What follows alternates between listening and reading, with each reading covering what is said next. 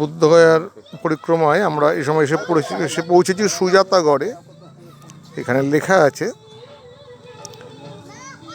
এখানে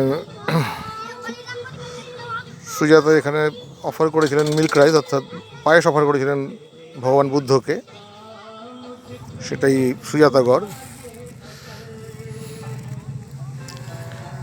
হিন্দি এবং ইংলিশ দুটোতেই লেখা আছে সুজাতাগড়ের ব্যাপারে। চাইলে আপনারা পজ করে দেখে নিতে পারেন যে কী লেখা আছে।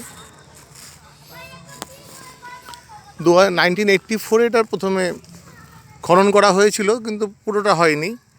তারপর 2001 থেকে 2006 বাকি খনন এখানে হয়।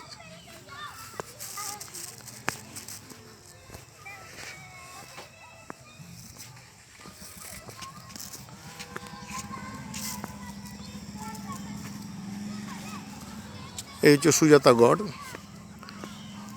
যারা বুদ্ধগয়া আসেন সবাই হয়তো এখানে আসেন না, হয়তো তারা ওই কিছু বনেশ্রীগুলো দেখে হয়তো ফিরে যান, এদের তারা থাকে, হয়তো তারা গয়া থাকেন। কিন্তু এখানে আসলে বুদ্ধগয়া অবশ্যই এটা দেখবেন, সুজাতাগড়। এটা 1984 থেকে এর খনন শুরু হয়েছিল, পরে বন্ধ হয়, এবং পরে 2001 থেকে 2006 এই সুজাতাগড়ের খনন হয়।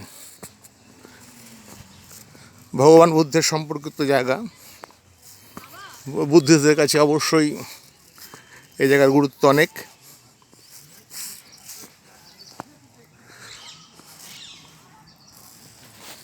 সুজাতাগড়।